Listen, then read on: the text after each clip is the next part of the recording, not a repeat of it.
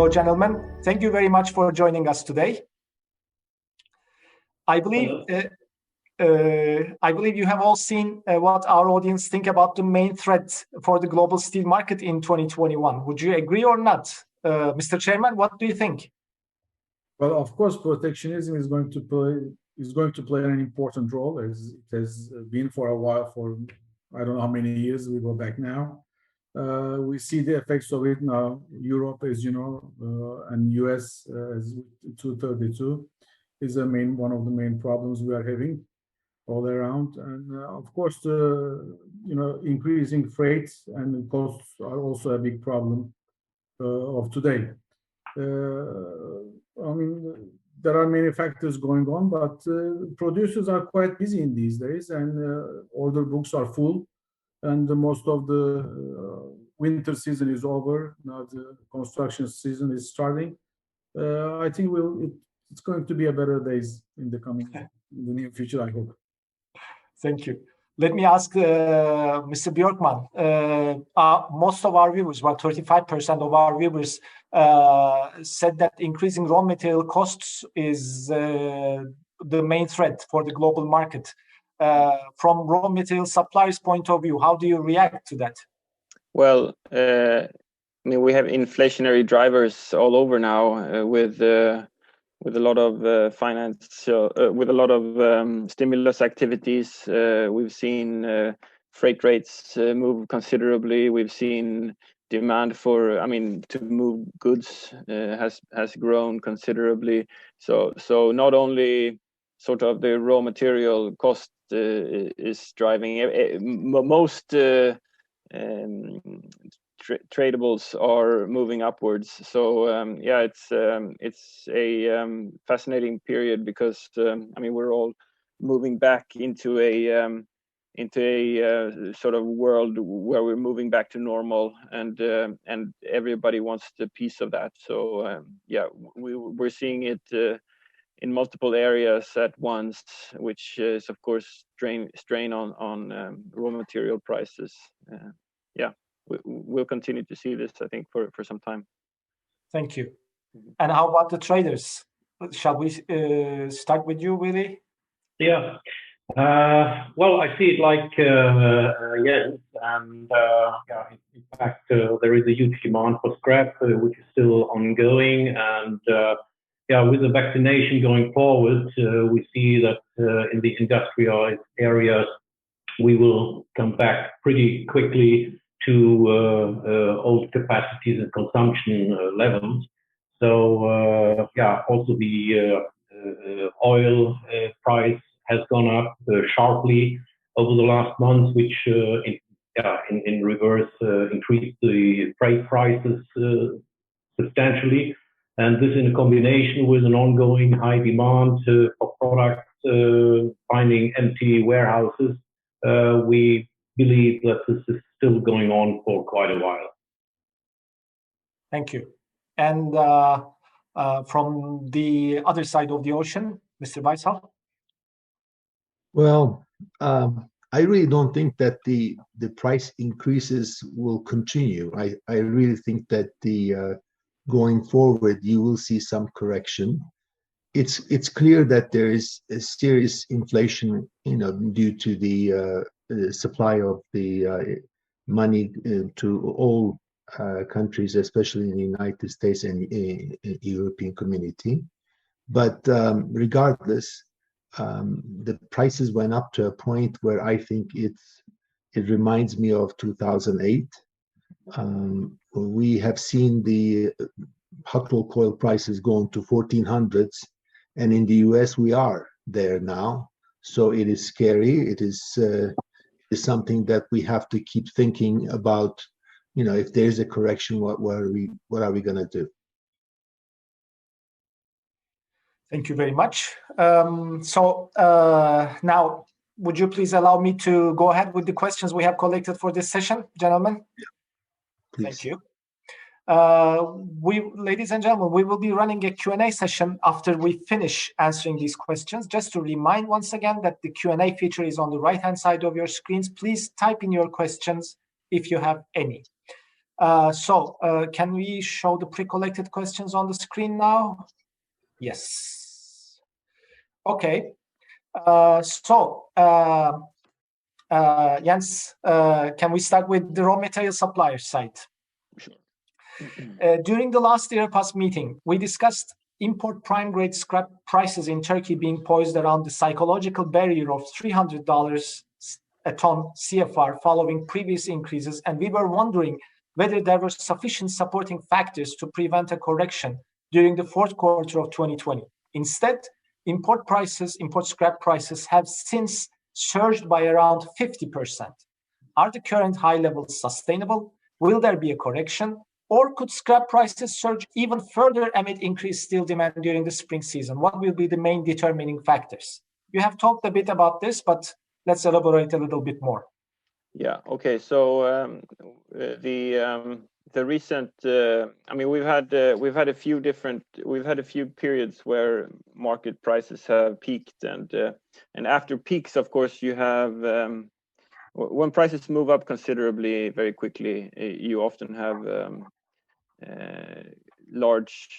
you also see collection of scrap move up in a very short period. So if the demand levels don't move in accordance with that, then you often have a little bit of a dip in pricing because of availability, and we've seen that a few times now.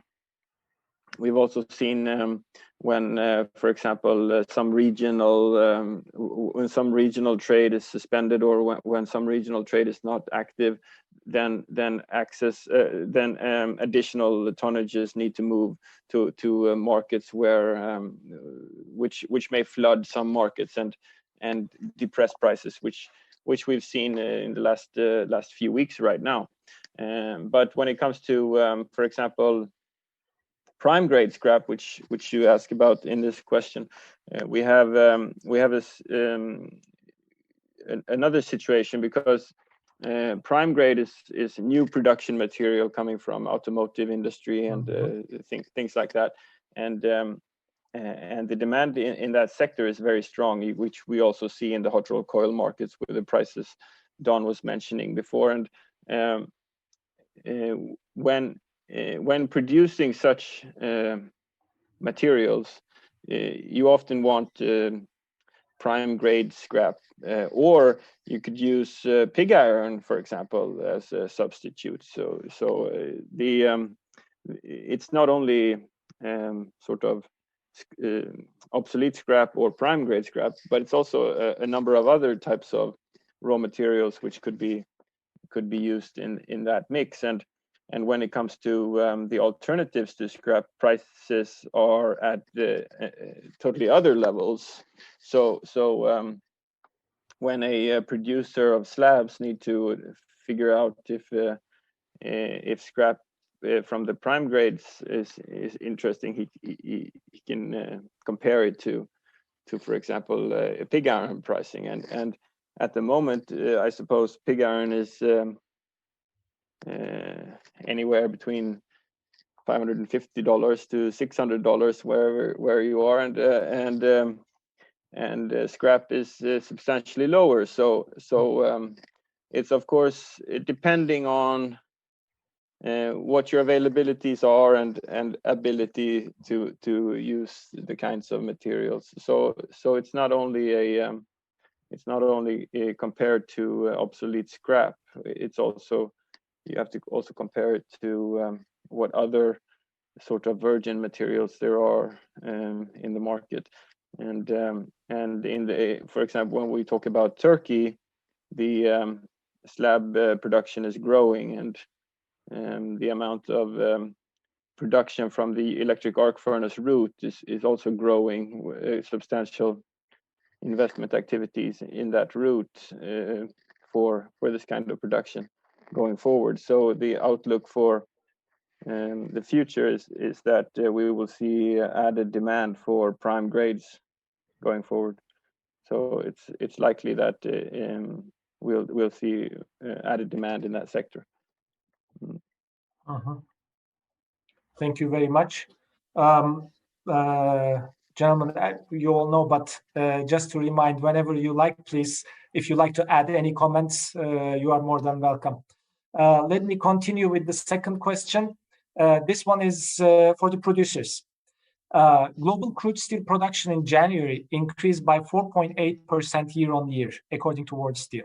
Idle blast furnaces are being restarted, capacities are being increased, and output is expected to expand further in the spring season amid higher demand and the rolling out of vaccination programs across the world. Will this lead to oversupply and then sharp price corrections a couple of months down the road? Or do you think producers will be able to successfully adapt their outputs to demand? That's $1 million question too.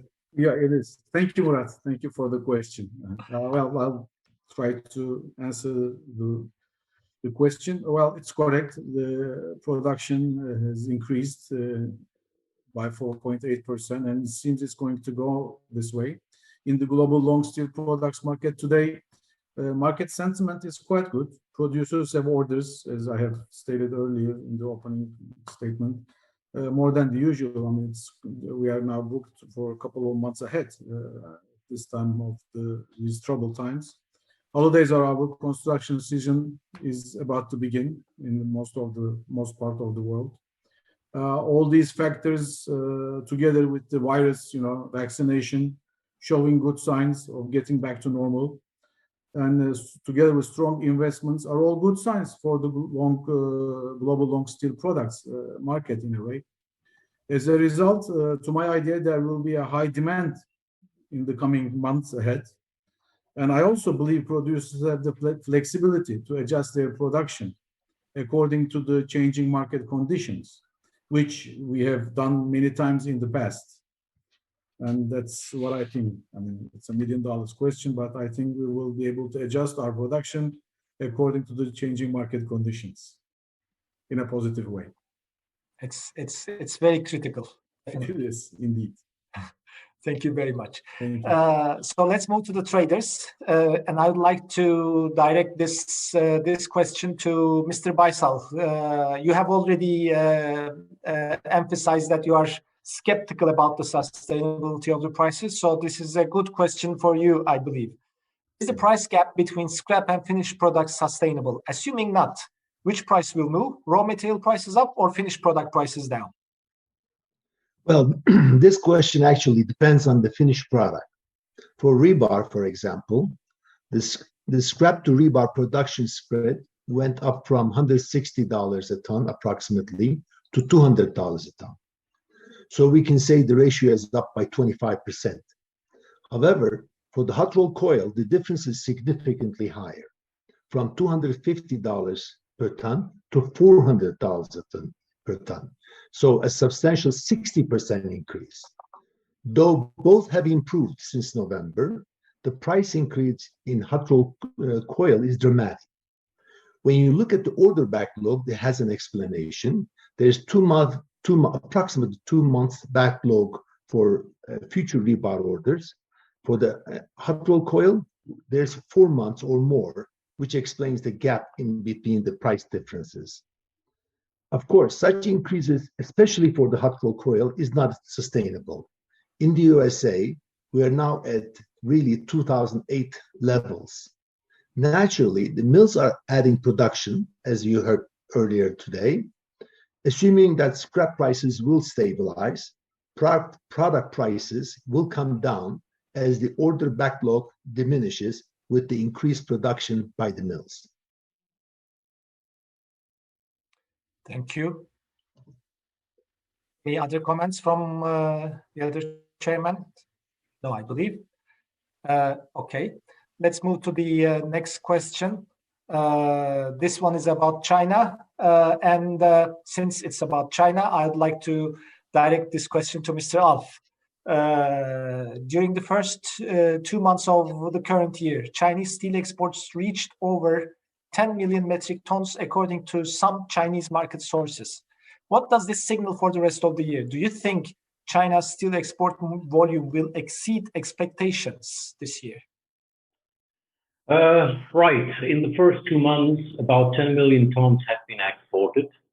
But after the post-COVID recovery of Chinese steel consumption in second and third quarter 2020, it is now time for consumption outside China to recover fast. So as a result, international steel prices significantly exceeded those in China, and hence Chinese mills are almost back to pre-COVID export levels, which is still, however, 50% lower versus the peak in 2015 and 16. So we expected this and do expect also that a similar number will remain in place for the next 2 to 3 months. Thereafter, Chinese steel export balance will be impacted by the steel supply cuts in Tangshan and other areas in China due to the environmental reasons and by reduced VAT rebate cuts. So compared to last year's 50 to 60 million tons export figure, we expect a significant lower level from China this year. Like under 40 million tons. What do you say? Probably. In any case, much less. Much less. Great. Good to hear. More music to my ears. Okay. So next question is for raw material suppliers, Jens. How has China's resumption of scrap imports affected the global market so far? And what do you expect for the medium and long term? Do you see significant scrap supply problems in the long term, as well as consequent strong price increases? Well, China is, of course, I mean, we saw that all the way up until the end of last year that the market was considering this change over the new year and how it would affect the market. It didn't affect the market so much. The participants were, of course, interested to see how it would work out if the standardizations that came very late, if they were working, and once the first few trades were made, of course, mostly material has moved from Japan to China in short sea in smaller tonnages. But to see if that they were customs cleared and everything worked out well.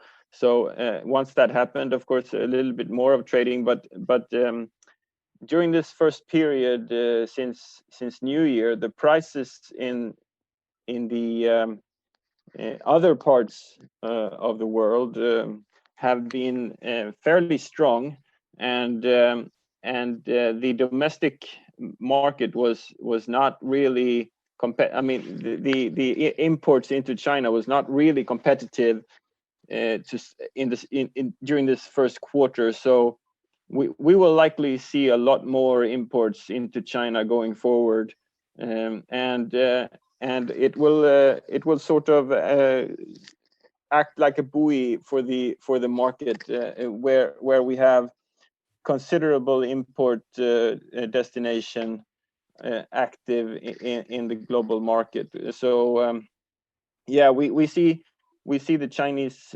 future leaning towards more scrap usage and less virgin materials. So we will continue to see a lifting of steel production through the electric arc furnace route, and as time moves on and electrification is more stable and the scrap supply in the domestic market is better, and the Chinese can at any time use the imports as a to cool down and also to bring in quality material and be certain of the qualities perhaps which might be lacking in some parts of China. So yeah, it will for sure be used a lot more in the future. Thank you very much. Obviously, this is a huge.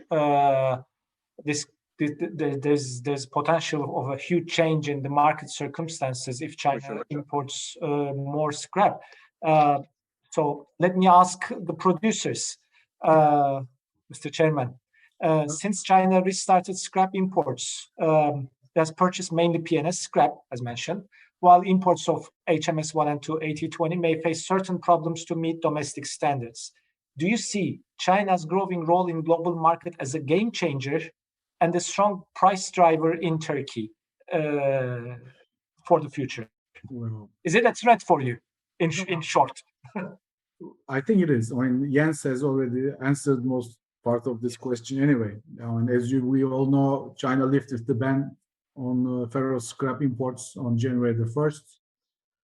When you look at China, their production capacity, the potential for import scrap is very high.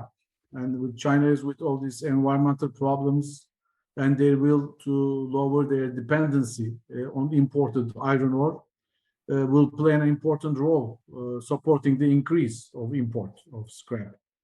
Blast furnace plants will reduce capacity in a way, and the electric arc furnaces will take over. Thus will put the pressure on ferrous scrap prices. On the other hand, as far as I know, import procedures for scrap in China are very strict and requiring 2 rounds of inspections and so on and so forth. So it's within the ports and before discharging the material, it needs to be inspected. And this, I think, will revert importers to demand kind of premium scrap. But overall, I think we will see an increase in the import of scrap into China. Thank you. China is obviously very important for all of the global steel market. So let's continue with potential changes. Mr. Alf, let me ask this question to you. What's your take on the reports that China could change its export tax rebate? How do you think prices both in and outside China would react to this change? You are muted. If you can unmute. Sorry. Thank you. Okay, sorry. We hear numbers of possible 4% VAT rebate cut, while others are talking about 8% cut or even up to 13% cut in case of semi-finished products, which may include even HRC. We think, however, that the possible cut of the VAT rebate will not have such significant impact for the international market, as you should consider the Chinese domestic market price level is at least $50 lower compared to the export price. So we think a much bigger impact on prices and availability would be production cuts in China, which are currently discussed based on environmental regulations, which have get in force in May this year. That's interesting. Okay, thank you very much. This is obviously a very big issue for the global market. If China is out, then we'll all be having a party, right? Okay, next question is on one of the hot topics of today's market conditions, which is freight. Mr. Baysal, let me direct this question to you. Shipping freight costs have skyrocketed in recent times due to a number of factors, including, for example, scarcity of containers, bottlenecks at ports, and ships stuck at ports amid stormy winter weather. Do you foresee such issues being resolved soon and freight costs regressing towards previous levels? If they do, will we see a corresponding correction in trade patterns, more international trade, less local? How do you see the situation evolve? Yeah. Well, we have to analyze this problem for each type of shipping separately. Okay. First of all, one common cause of is the increase in demand of ship products. After COVID vaccination began, we saw a clear pickup in consumer demand and rebound in industrial activity. With limited supply of ships and containers, the prices naturally went up. In addition to this, International Maritime Organization added new environmental restrictions, which increased the bunker cost, and the owners are reluctant to meet and buy new vessels. As the supply of vessels decrease and the operating costs increase, the higher cost of shipping is natural. Lately, the container shipping costs went up even more than the bulk. One reason is rumored that shipping lines deliberately retired certain number of containers, creating a serious shortage. With this shortage, the prices jumped, of course. For example, container rate from China to Turkey was around $2,000. It went up to $4,000. Now they're discussing even higher rates. It is now very hard to find containers for certain destinations like South America or even to the United States now. In addition to these problems, certain ports like the Southern California are congested. Vessels and cargoes wait for days to get discharged, all at the expense of the traders like us. Naturally, there are certain corrections already being discussed, like shifting from container shipping to bulk shipping, which is the opposite of what we did in 2003. We used to do more of bulk and we started using containers for steel shipping. In addition, certain countries like India is planning to manufacture more containers for the supply to really have help for the shortage of the containers. And for the port congestion, permanently moving from cargoes from the congested ports like LA to other regional ports is being considered. At Sabah, we entertain all these ideas, frankly. Thank you very much. Obviously, the costs, the new costs for shipping related to these new environmental measures have been a huge factor, definitely, and forcing supply problems, etc. Well, we'll see. There are lots of stimulus measures, but maybe up to $15 trillion all around the world. It is going to boost the trading, hopefully, and we'll see about the shipping freight costs. Thank you very much. Next, let's move to Europe, if you like, and let me direct this question to the Raw Material Suppliers Committee, Mr. Bjorkman. Will Chinese imports of scrap have any effect on the scrap price in Europe? In light of falling scrap exports from the EU, amid strong demand within the bloc, do you think restrictions on exports of European scrap are possible? What would be their impact? Do you believe more and more countries will start imposing duties on their scrap exports in order to grant their domestic industries the volumes they need? A few different points here, but when it comes to China and the effect on direct hit on Europe, we will probably not see so much scrap moving directly from Europe to China. At least not. I don't see it right now, but I mean, may happen, of course, but it's highly unlikely, or at least it would then mean that other markets are not active for the moment. And when it comes to the effect, it's more an indirect effect, because more likely we will see Japan being active in China. We will see the U.S. West Coast move actively towards China, so these areas where material moves from the Far East towards, for example, South Asia, those regions will be more affected directly by Chinese imports. So that means that material that moved to Bangladesh before may need to come from other areas, and therefore we will see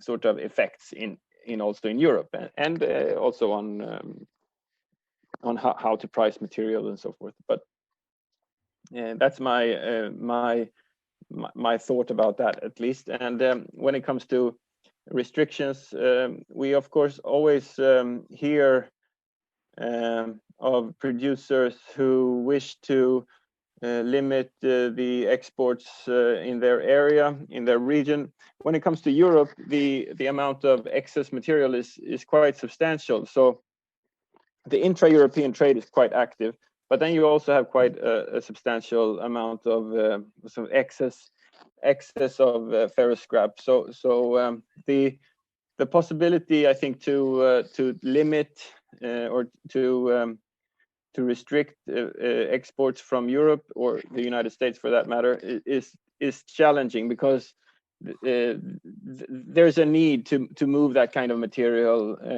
out of the region. So I don't see it as a viable option to limit this kind, like Russia.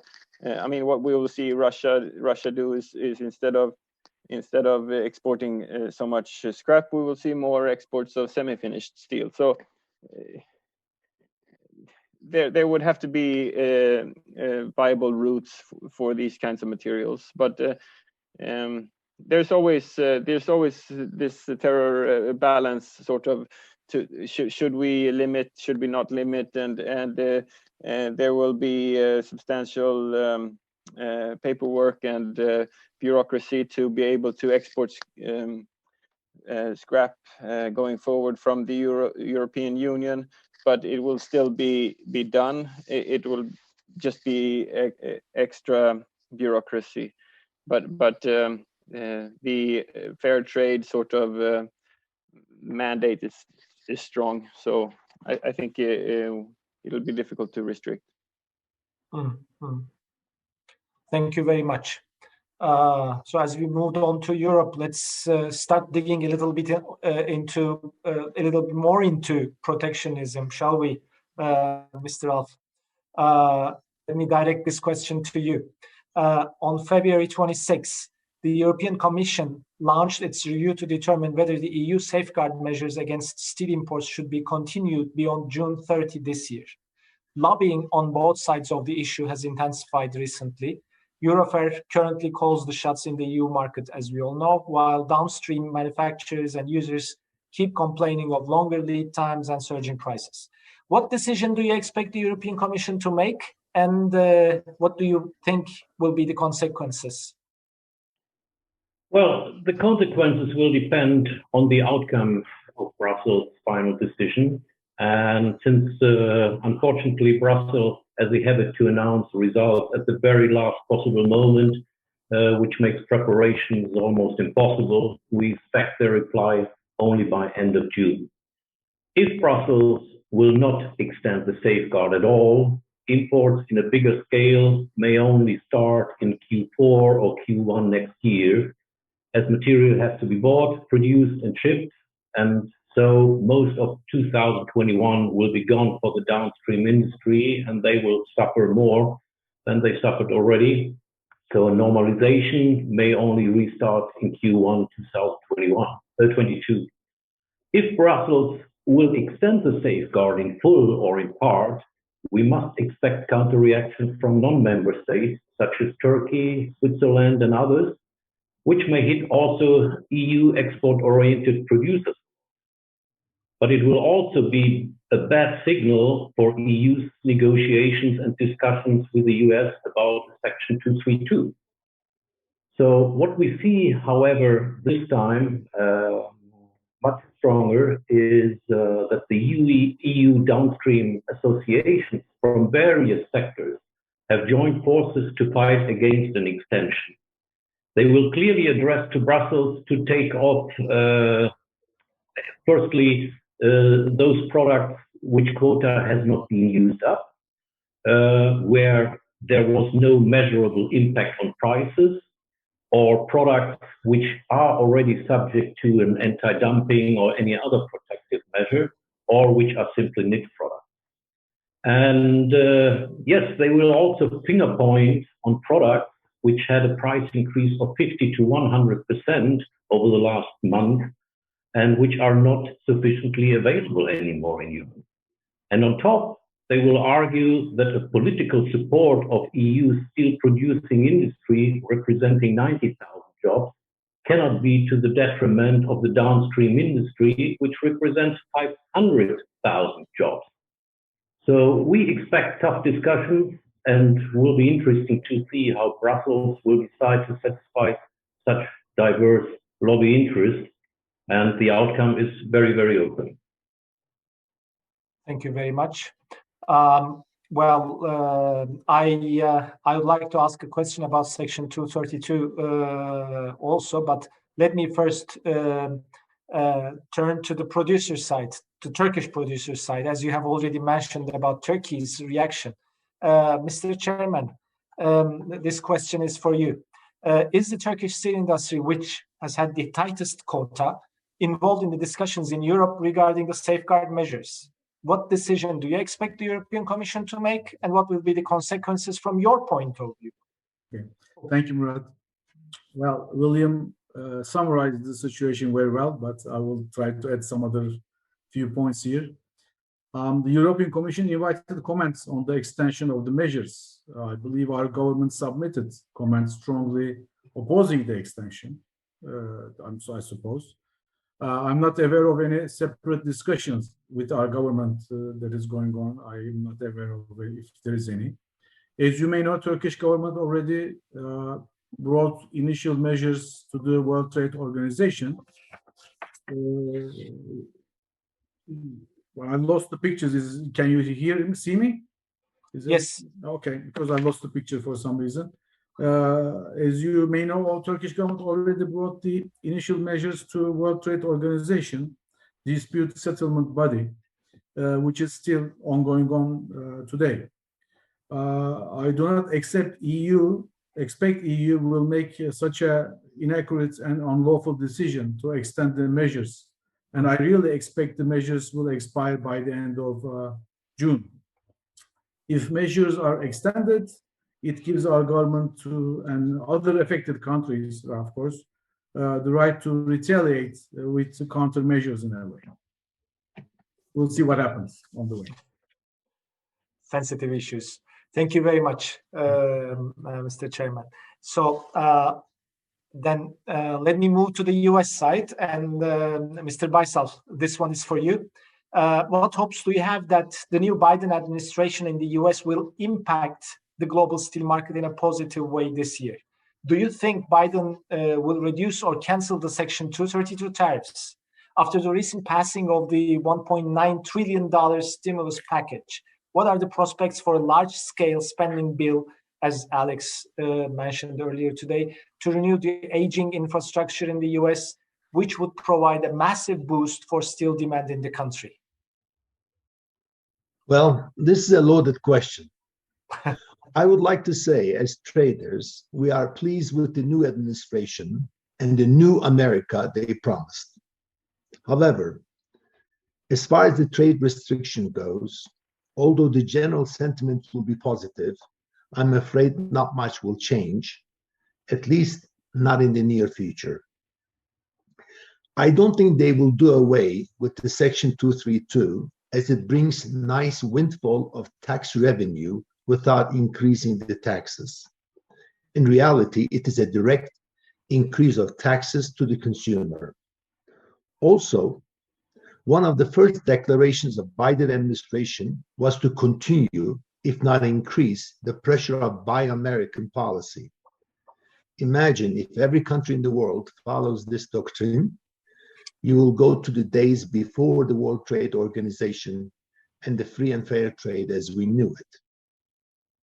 Now, as for the 1.9 trillion stimulus package, part of it is direct checks to every adult American. I think it's $1,400 per individual. Out of this, most will be spent on household goods, consumer products, for the real needy, actually. But the others, I'm afraid, the money will go to the stock market, supporting the new GameStops or Bitcoins. The infrastructure investment, which have been the subject of discussion since back in Obama administration, never fully gets realized. It unfortunately takes years to make any new project shovel-ready. I really hope this will be faster this time, and when it does, it will increase the steel demand, yes, for sure, but this will benefit only the US domestic steel mills because the infrastructure stimulus comes with Buy American clause. Of course, I have to add, all the stimulus packages in US, Europe, and the rest of the world will bring inflation, maybe even hyperinflation, thus adding to the new price increases in steel and all other commodities which we have started to see. Thank you very much.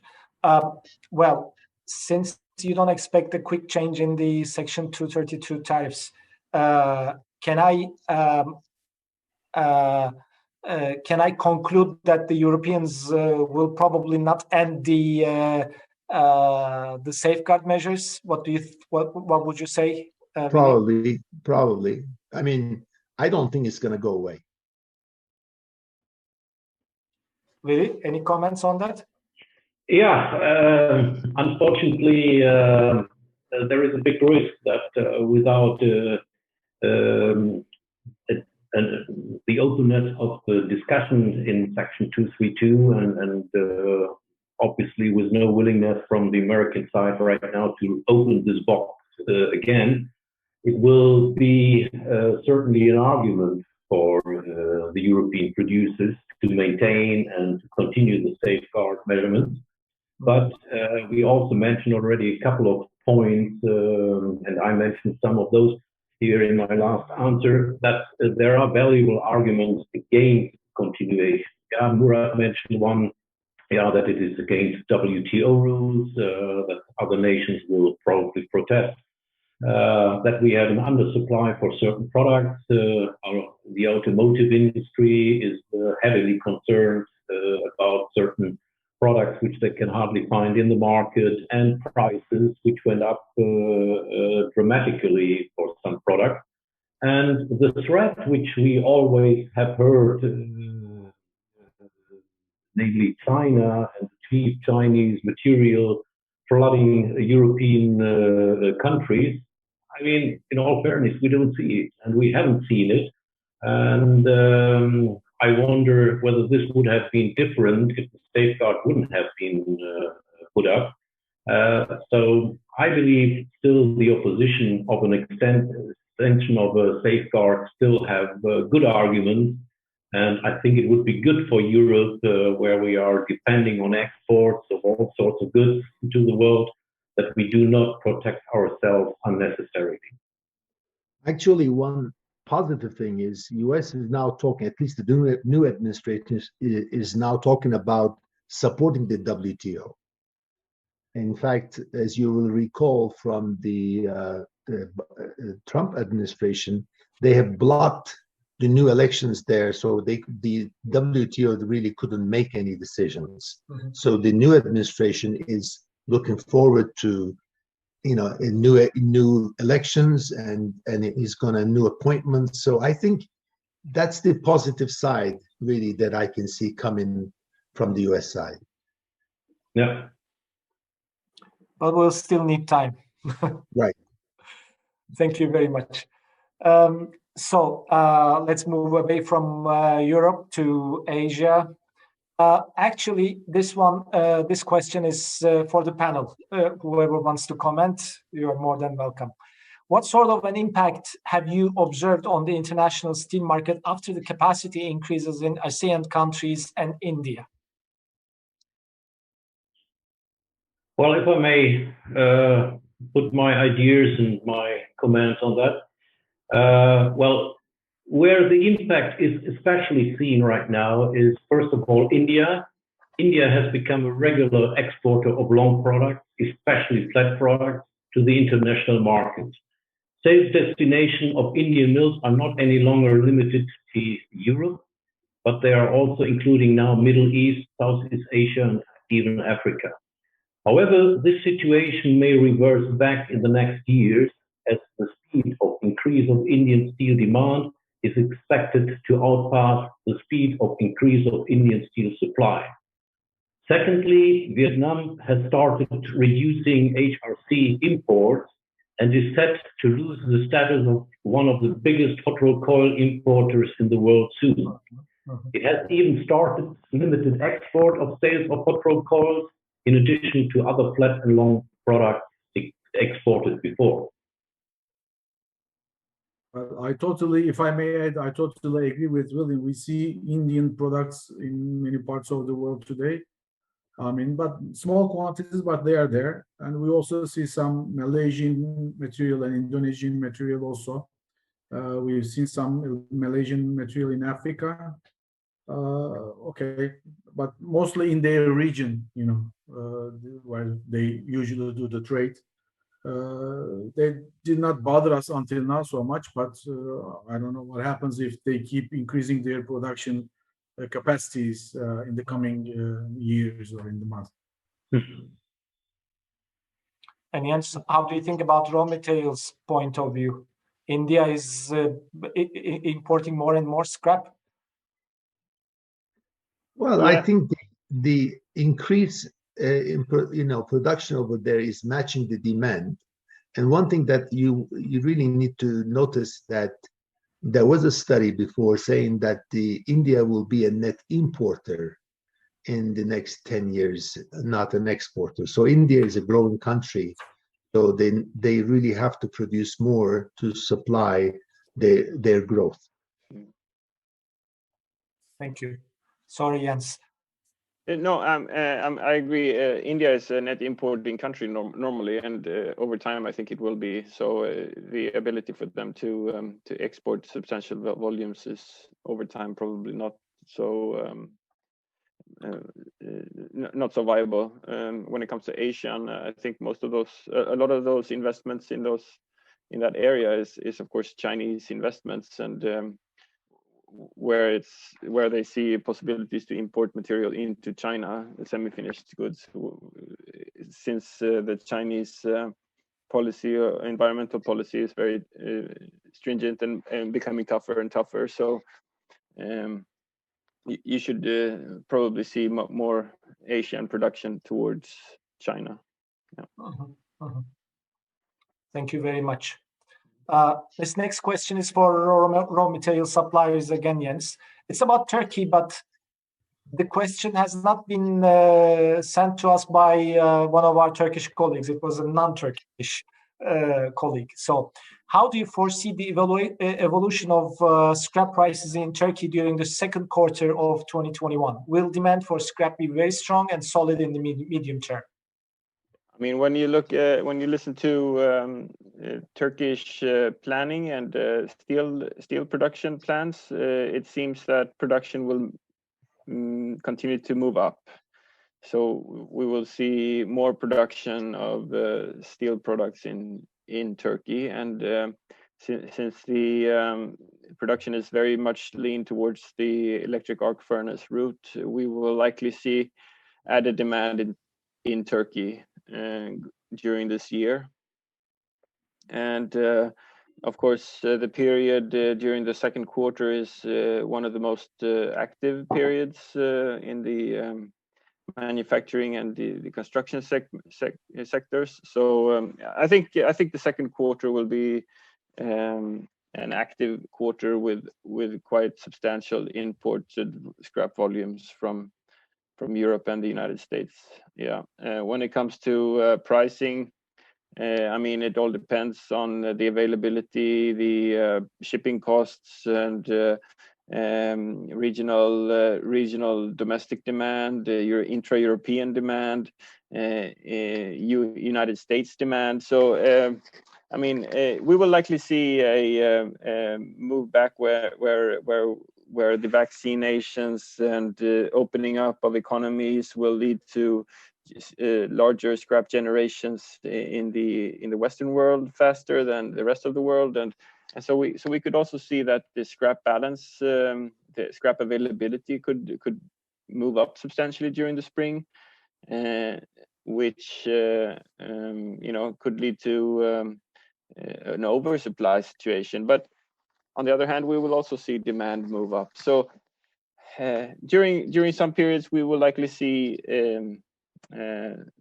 supply overwhelm demand, but we will also see the opposite, where you will have periods of tight availability, like we have now, when there's semiconductor shortages all over the world, and the manufacturing industry is having to slow its production, so scrap generation is slow at the moment, and so the availability is then limited. But then you will likely see that kind of limitation move away, and so we should see more availability going forward. And I guess we've come to a sort of a new level this year, where we're trading scrap in Turkey in the 400s instead of last year's 300s when it's talking dollars. And at the moment, it seems that both trading in China and in Turkey seems to be sort of comfortable at these levels at the moment, at least, and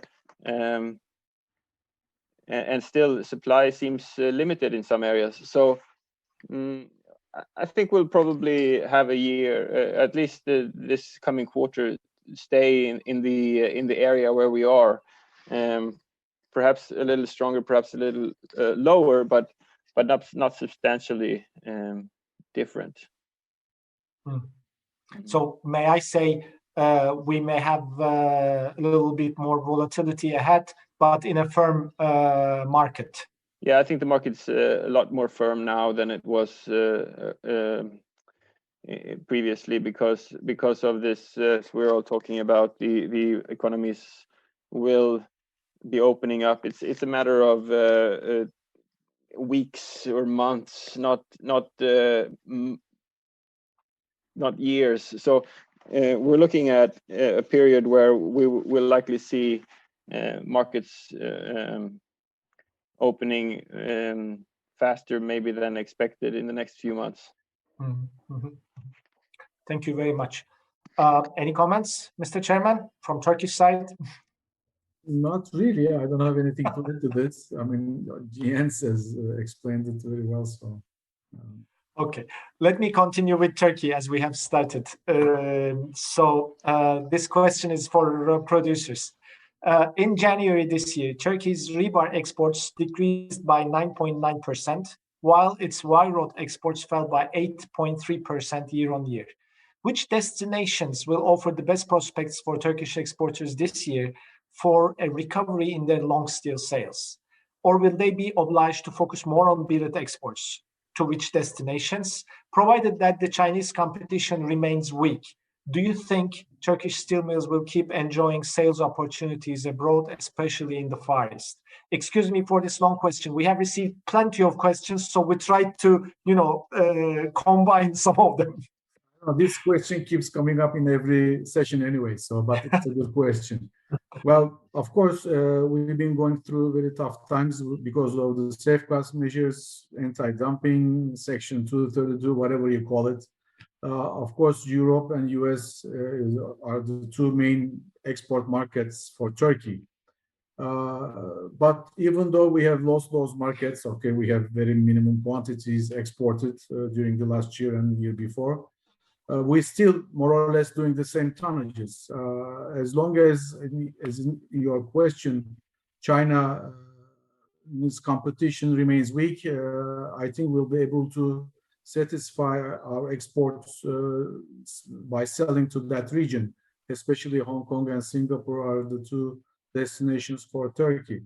On the other hand, there's top two destinations for Turkish rebar is Yemen and Israel. They are still big buyers for us, and we keep selling.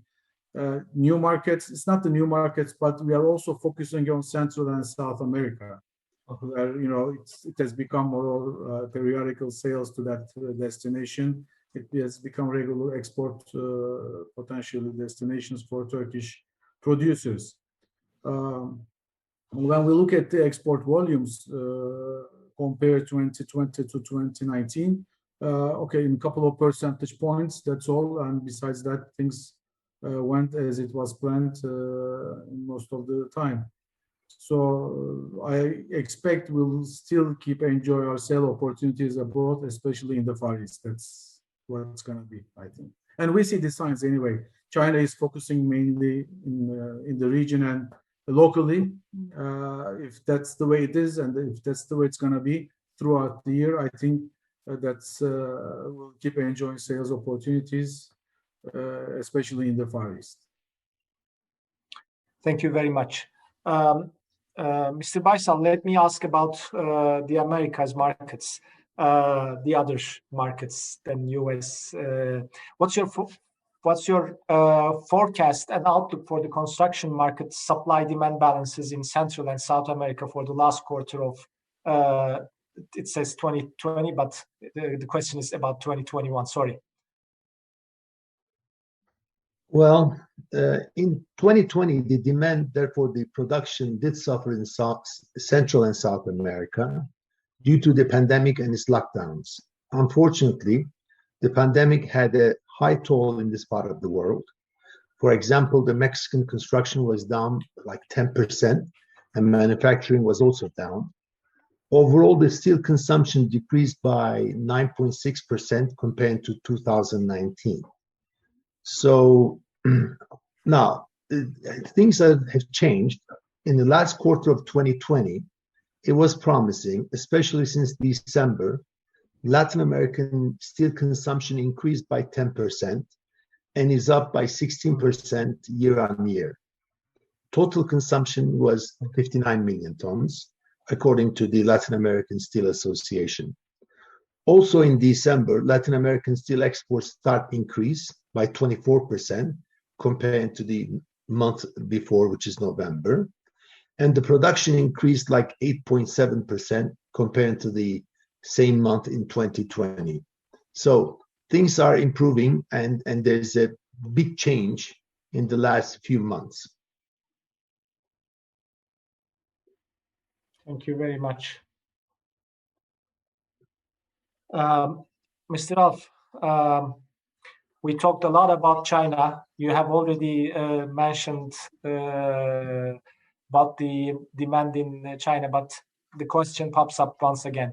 Will the strong demand in China continue for a long time?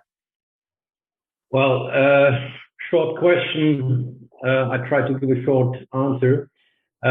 We think that the combination of a conservative financial policy of the Chinese government and mature real estate cycle will lead to a slowdown of the Chinese steel demand either in the second half of this year or in the next year. Actually, there's a whole lot of discussions in US and also in Europe about the certain trade sanctions against Chinese goods and services. If they're not negotiated with bilateral trade, it may have dumping effects on the growth and demand in China, I think. Thank you very much. My next question is for the producers once again. This one is about the new investments in Turkey, new wire rod investments in Turkey. What's your sentiment regarding those recent wire rod investments? And do you think that local and international demand is strong enough to cover all the additional supply? Thank you, Murat. Yes, it's a fact that there are additional investments on the way regarding wire rod in Turkey from a couple of producers. Actually, when we look, wire rod consumption in the world is increasing due to cut and bend. Today, cut and benders are really preferring wire rod over rebar. Reason being, wire rods are easy to store. I mean, they take less space, easier to handle and work, and not much waste. So this pushes the demand for wire rods. I think this might be one of the reasons why wire rod consumption, I mean, why we would be able to cover additional supply through this cotton vendors. I don't see much of a problem with this additional investment. Consumption will more or less will satisfy the consumption. Murat, are you talking about, instead of wire rod, the rebarring coils? Is that what you're referring to? Those, yeah, I mean, wire rod and production? rebarring coils, correct? Yes. Yeah. Wire rod, Okay. yes. Both, actually. Thank you very much. Next question I have here is for Raw Material Suppliers Committee. Jens, what's the current situation in the financing of trading of scrap and or other raw materials? Yeah, so with the recent hikes of prices, of course, financing has had to move up, and it's not been an issue for raw material financing, really. We of course have seen lately the hiccups in some specific financial groups, but in general the financing is working well. Thank you. Next question is for the panel. This one also pops up from time to time. You are all physical market experts, players, and the question is about futures markets. Will the scrap and rebar futures markets ever become mainstream, or will they continue to be a sideshow with a minimal number of participants and low liquidity? What do you think, gentlemen? Well, I can say that it will continue to be the low participants and low liquidity, especially due to the trade barriers. All the businesses localizing. I mean, people are, buying a lot of local things. So that means that when you look at these purchases that you can supply from one country to the other, it's not going to be that easy. Well, I think it depends pretty much on which market and product we are talking about. Because in China, raw materials and steel futures are absolutely mainstream already. And even outside of China, iron ore futures are mainstream. In the US, even steel futures are there, even if it's not as liquid as in China. But I think we see already and have already a certain future market which is mainstream. But definitely what Don said correctly, what we need to have an efficient future market and to become really mainstream is to have, first of all, a bigger market of a specific standard product. It has to have a recognized price index and not various. Then we have more regular market participants who are acting on this future market on a continuous basis. And again, as Don said, we have to avoid any type of trade barriers, which makes futures very complicated. And what we also need is a market volatility. 2021 is a very good example for that, where hedging and future business was certainly a search for. And we think a market with the best potential in the near future and in the next years could certainly be a scrap HMS 8020 on CFR Turkey basis, and also hot rolled coil for North Eastern Europe basis. So I think on these two products, there should be a potential for a future market. Thank you very much. I had seen actually Alberto's name from London Metal Exchange, obviously, among the viewers of today's sessions. So we may have another ally to lobby for, to lobby against trade restrictions. Perhaps the London Metal Exchange will also start lobbying for that. Any other comments, Mr. Chairman, Murat, Jens? I think it's, as William said, it depends on the location on the market, and in the Far East today, I mean, especially in China, futures are very important.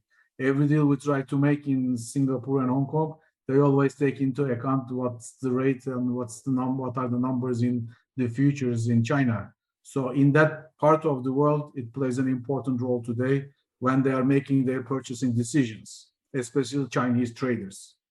So besides that, I don't see much of a liquidity, it's, it's kind of shallow. I think liquidity will likely move up, and I mean, we will see more actively traded swaps in the scrap, which has been totally non-existent before, and we already see it. I mean, in the past year, that it's painted a much more colorful picture of the market. We can see a little bit of see a little bit ahead, and of course it's not exactly how the future will play out, but it gives the market a little bit more flavors, and I think it's a very it's going to take some time to learn, but and for more participants to enter, but it will absolutely have its place. Thank you very much. Thank you for your comments, gentlemen. Next question is for traders. How do you view the current situation as regards the option of billet versus scrap for electric arc furnaces, and how would you compare electric arc furnaces and BOFs in terms of production costs? How do you foresee this picture developing in the next 6 months? I really think that this should have been a question for the producers. But anyway, let me say, as far as the production, both have advantages and disadvantages. However, it's clear that the capital investment in blast furnace is much higher. Given that both investments are amortized over the years, cost of production of blast furnace is lower. However, due to limited supplies of iron ore in the world and the transportation costs with huge vessels, mega vessels, they have disadvantages as well. On the other hand, electric arc furnace has the advantage of stopping when they need, even for certain hours during the day.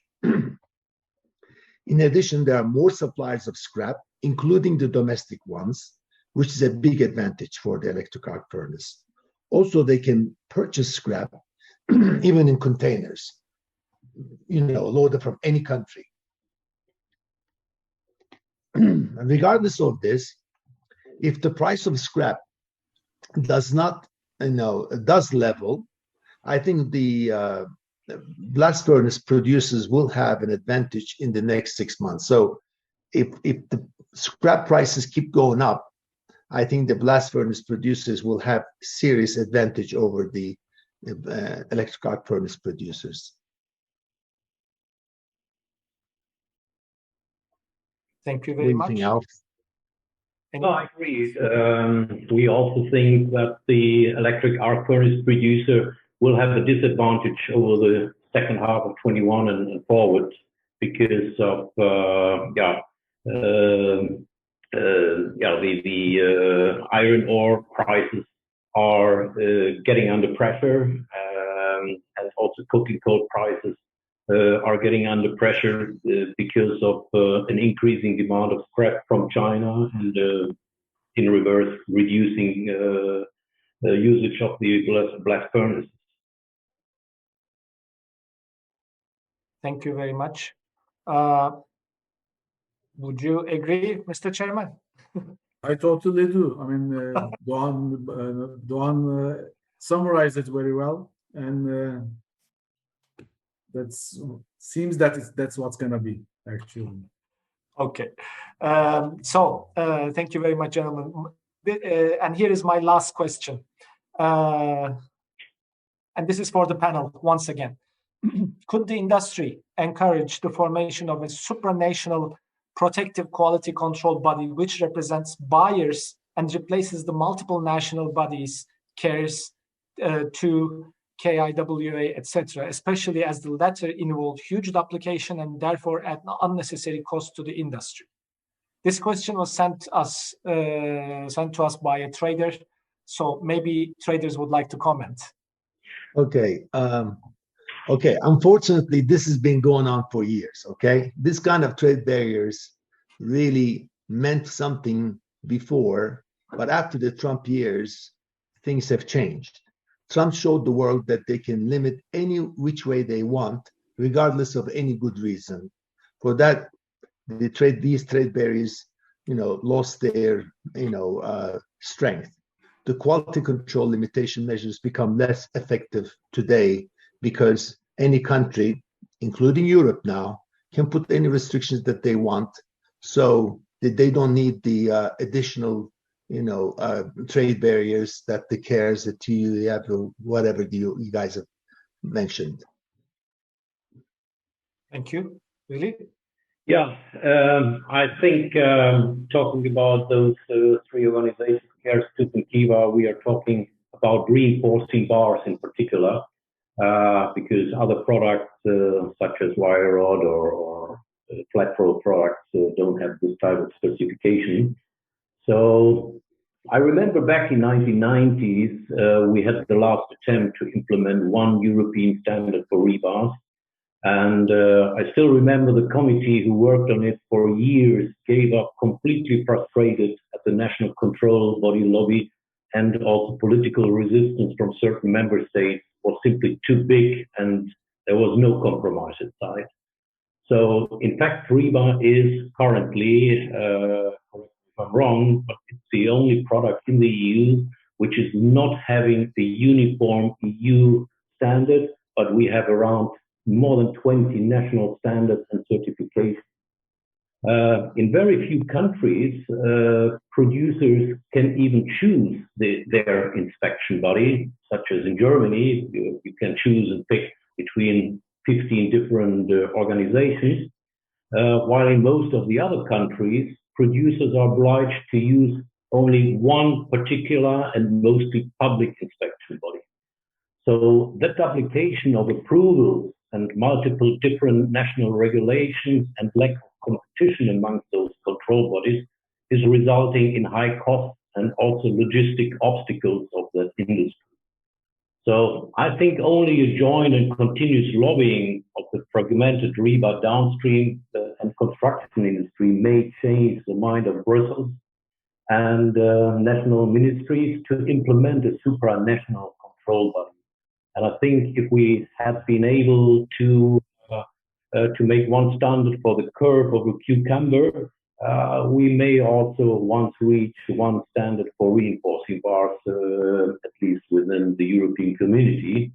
But please bear in mind that plenty of jobs, influence, and also income is involved at those control bodies, and they will fight to their teeth not to risk this money printing machine to lose, and especially those who became over the years an industry on its own and invented constantly new rules and new regulations are way beyond their original task, namely to secure the quality of the reinforcing bars.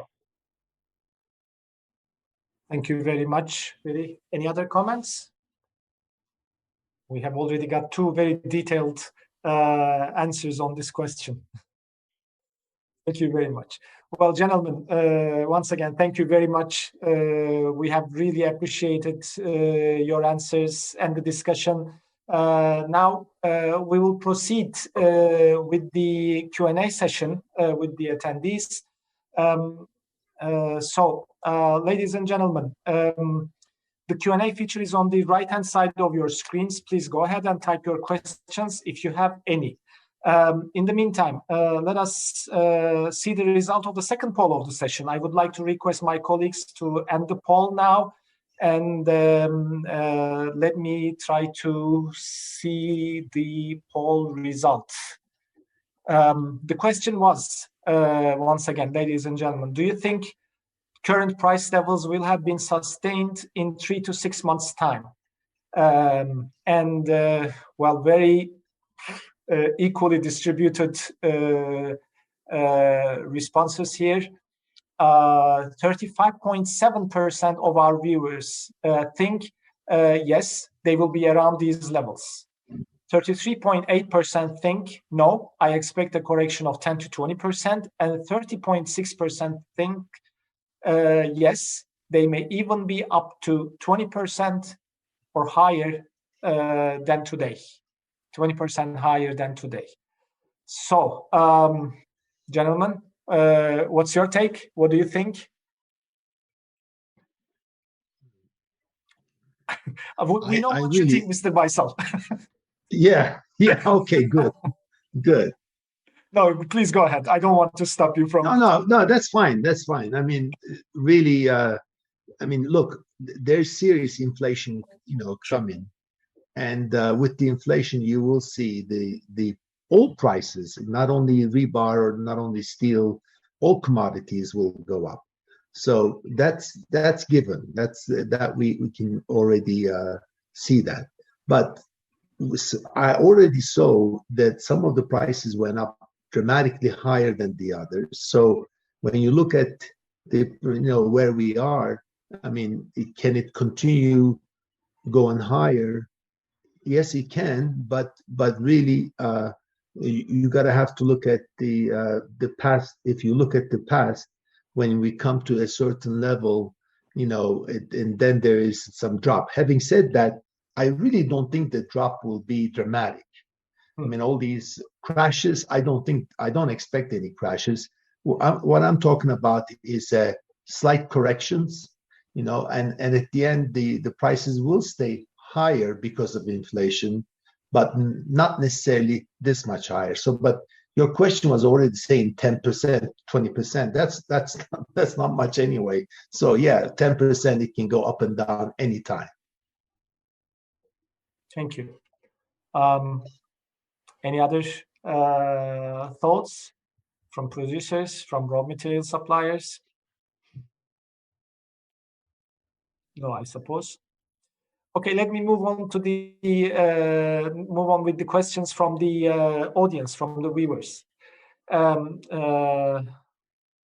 So I believe this one is for you, Jens. Selimcan Baysal asked, how do you see the rise in ocean freight prices affecting the potential of a price correction in raw materials?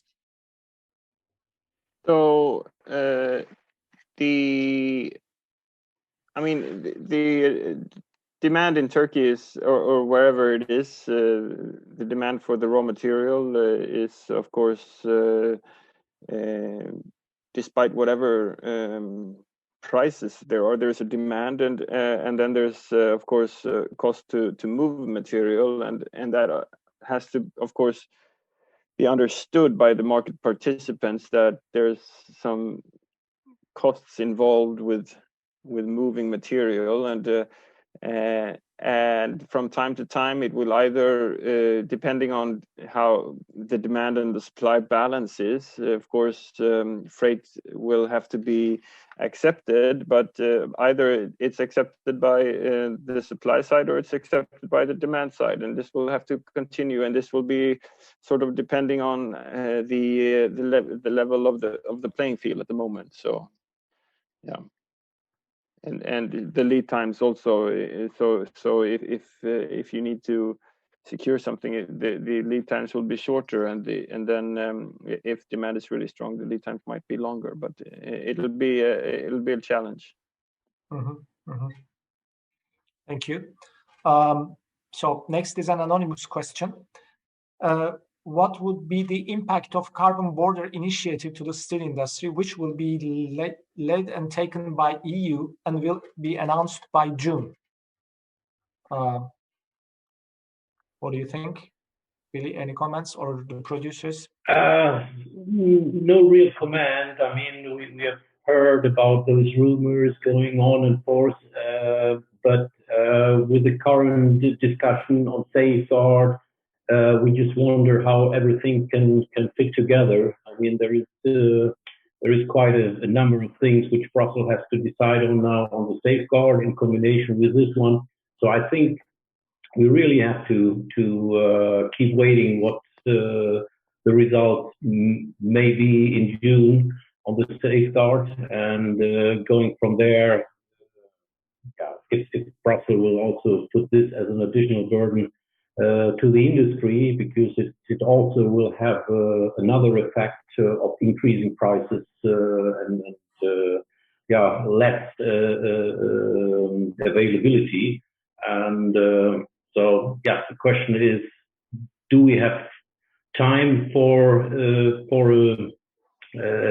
carbon border initiative? Are there already skills? To what extent it is in accordance with WTO rules, with any kind of international rules? I think it's a wide matter to evaluate, and honestly, right now we have no real opinion on it.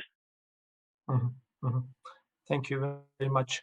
There are a couple of questions about the increases in commodity prices as a result of the monetary expansion of central banks, but we have already discussed that, so I'll skip that one.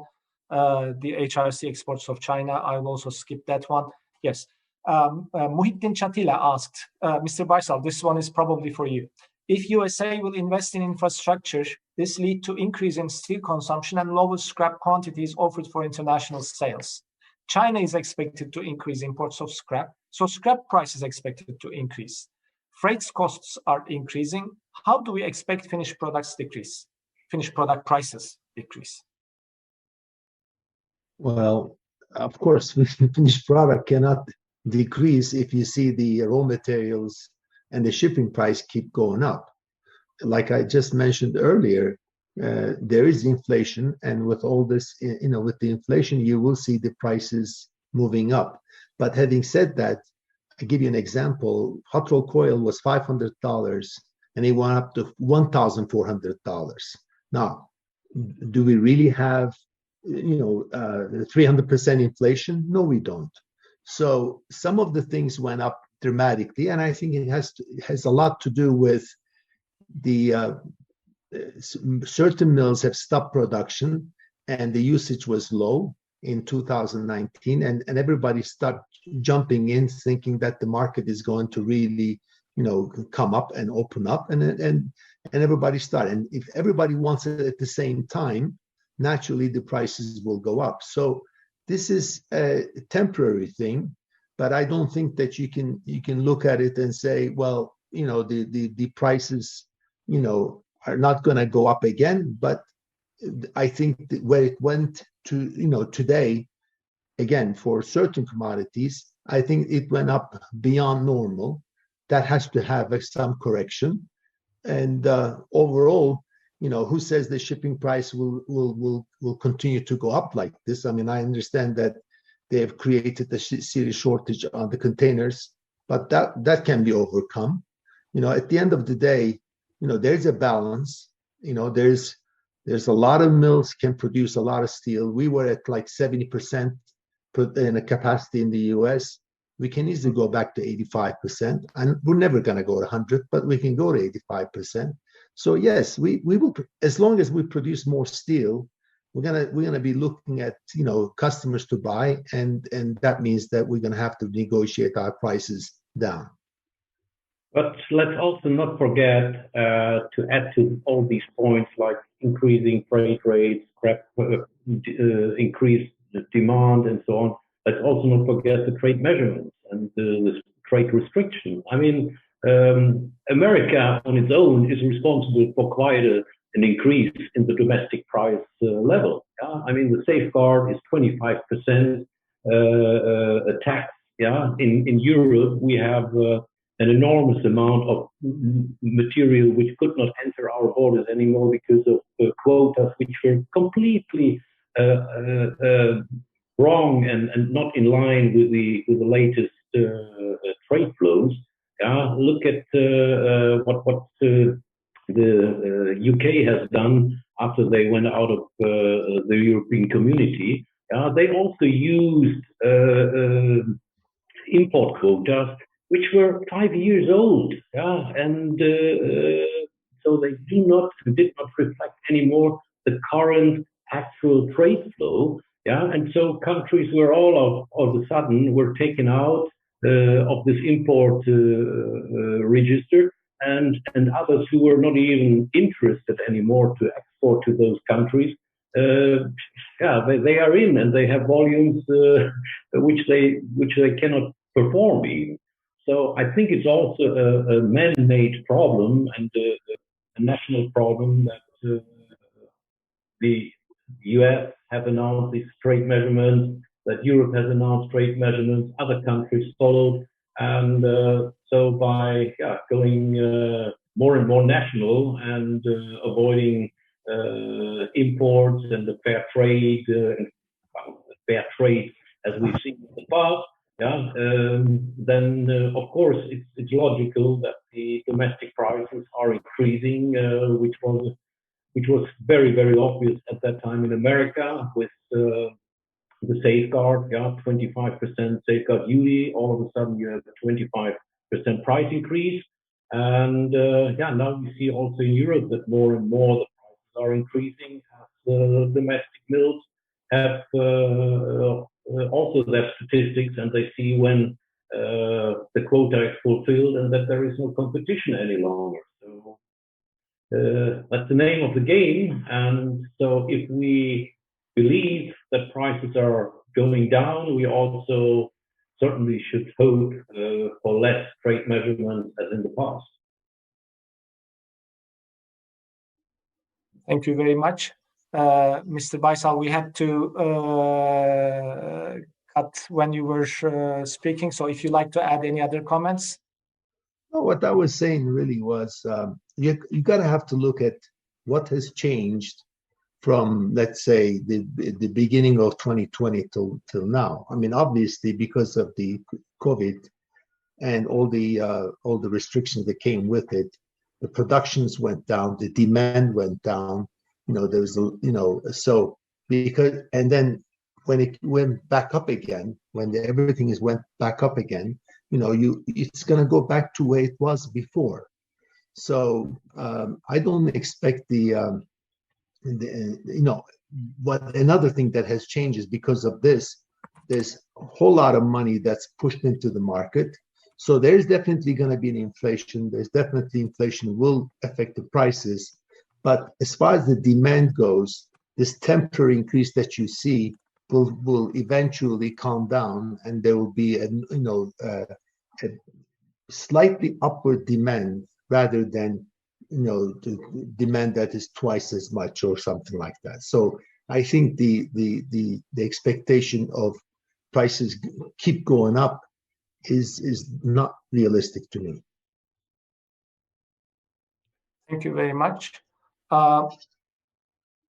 We are back in the broadcast. Only Murat Cebecioğlu, our chairman, has been he has lost his connection, so we are expecting him to reconnect. In the meantime, let me continue with Alex Gordienko's question. Why the wire rod prices are so much higher than the prices of other long products? Veli, any comments? Well, if Alex doesn't know, who should know? I think he's a wire rod producer. Honestly, I think it's well, in my opinion, it has to do something with the availability, which is not as much available, especially for those who are not integrated mesh producers or wire rod producers. So most of the wire rod which is produced is staying within the companies producing the wire rod and going straight to their own downstream industry. So the availability of wire rod in combination with the trade restrictions are certainly one part of this high price. Rebar is more available, like wire rod. Wire rod also you have the problem of trial orders and this. So mills are very much, or downstream industries, much more depending on experience, on traditional partners and producers. So you don't switch for $1 or $2, but you stay with a product known and which your machinery can run pretty well, rather than moving for a few cents or $1. So that's my humble opinion, but maybe someone else has a better one. Well, I don't think it's a better one, but when you look at the wire rod, there's different uses of wire rod. Okay, in the industry, you have various places where you use wire rod in many different applications. So, whereas rebar, you're really looking at only one type of application, and although you can go from one part of the world to the other, the variation of the carbon usage or the manganese usage and all that is almost similar. Whereas in wire rod, it does vary dramatically. So that's probably one reason why you will see that the wire rod prices in general is higher. If there's more industrial use of wire rod, and then you will see higher prices, because then you're talking about medium or high carbon wire rod where the prices are higher, not naturally with that. Having said that, of course, another thing that I see in the US is, we sell, rebar on theoretical, weight basis, and wire rod is on actual weight, and there's a difference right there, close to 3-4%.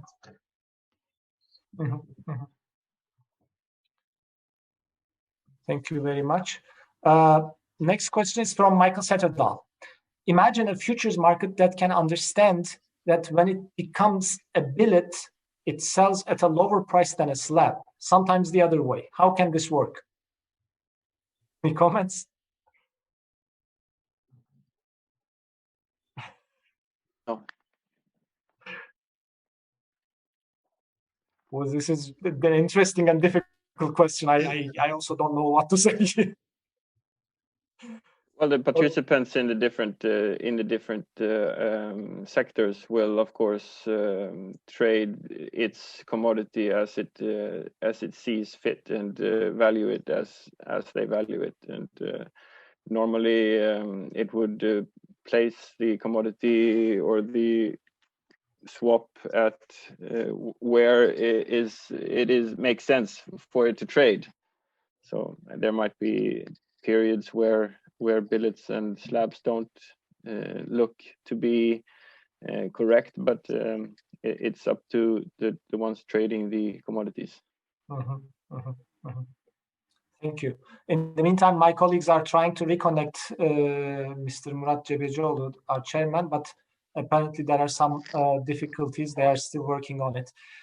There's a question on scrap restrictions on scrap exports from Europe, but we have already discussed it, so I'll skip. Mihai Cristian Samoila asked, what's the opinion of the members of the panel of recent initiatives of green steel manufacturing, new DRI plants, hybrid in Sweden, for example? Is it the future? Is China part of this initiative, or do they focus more on switching BOF to EAF? So a part of switching BOF to EAF is a reason for producing DRI through use of hydrogen, and we see hydrogen activities in all major markets. Japan has been driving it for some time. China is active, very, very much active at the moment, with a number of initiatives, and then we have these recent initiatives in Europe as well. So you have quite a lot of hydrogen-based initiatives at the moment, and I guess from the European perspective, it's of course in order to adhere to the environmental legislations, which will be coming into play in the next 20 or 30 years, to be able to shift production from the blast furnace route to the electric arc furnace route. But we will likely see quite a lot of these initiatives in the next few years. If it's viable or not, future we'll see. But at the moment, it's very expensive, but that will change. Thank you. So a couple of more questions, gentlemen. Thanks for your patience and time. An anonymous one.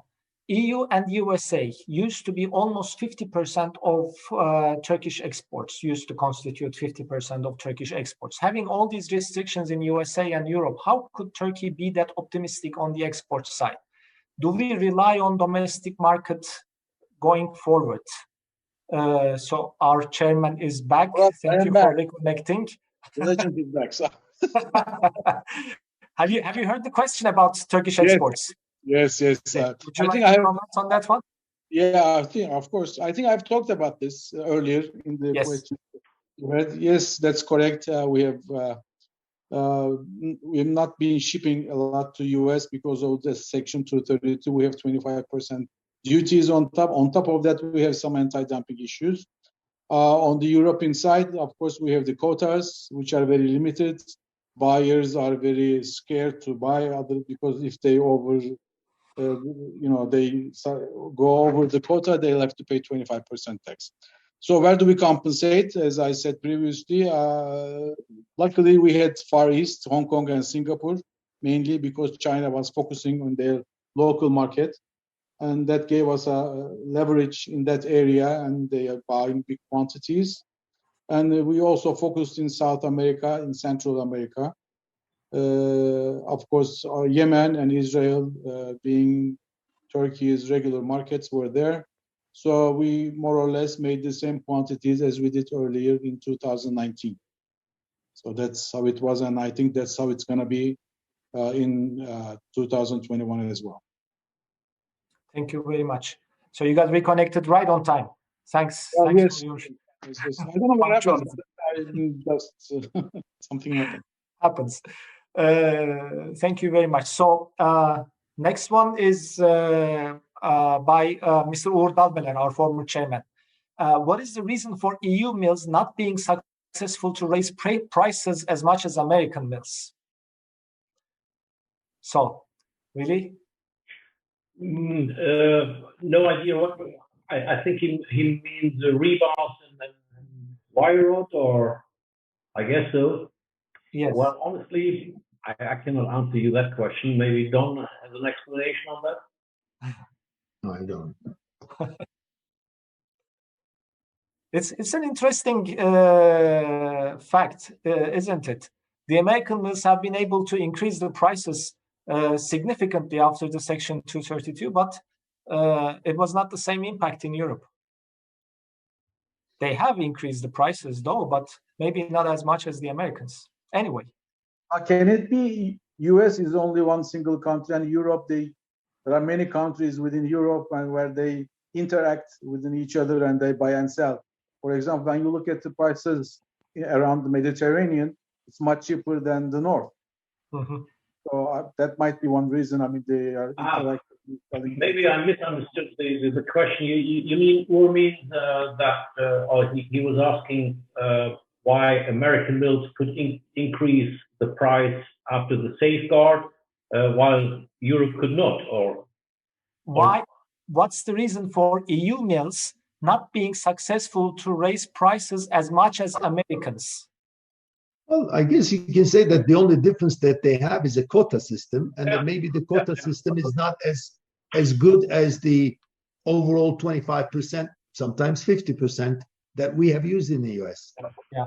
If this is the background, the safeguard or Section 232, then I would fully agree to what Don said. America has a 25% straight away.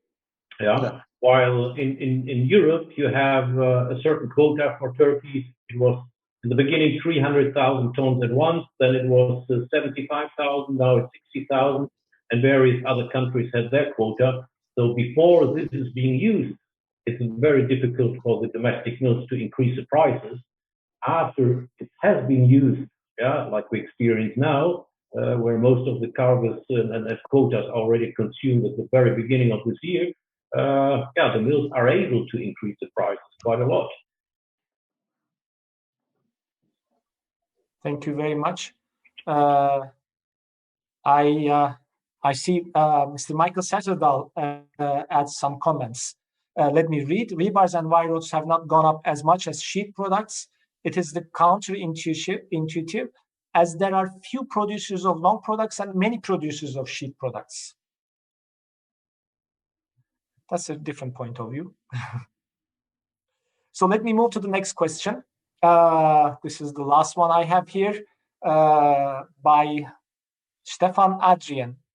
How do you explain that in the last 2 months, prices from Turkey have been higher than Italian or Bulgarian prices, making some European producers more competitive than Turkish producers? Because the order books in Turkey were full for the next couple of months. So we were able to put pressure on the prices, and also the scrap prices increased at the same time, and adding up, then the prices moved up. So just the cost of the production plus the supply problem, together with the demand, of course. Yeah, fully agree, Murat. We had seen here that some countries had a terrible order book, almost empty because of the lockdowns. So they were really looking for any sort of order they could get hold of, just to continue the production running without shutting down the furnace. And so that's certainly one of the reasons why some countries were extremely competitive and extremely low priced, still living from old scrap deals they have made, but after they were gone, they were quickly back to the normal price level in Europe. Thank you very much, gentlemen. So this concludes today's session. Thank you very much for your questions, ladies and gentlemen. I would like to thank all of you for participating. I also would like to thank once again to the chairman of the IREPAS committees, Mr. Jens Björkman, Mr. Dan Baysal, Mr. Willem Alf, and Mr. Murat Cebecioğlu for sharing their expertise with us today. Last but not the least, I would like to express our appreciation to our sponsors, İçtaş, Alex Stewart International, Belgian Scrap Terminal, and Intechno for their support. As I mentioned at the beginning of the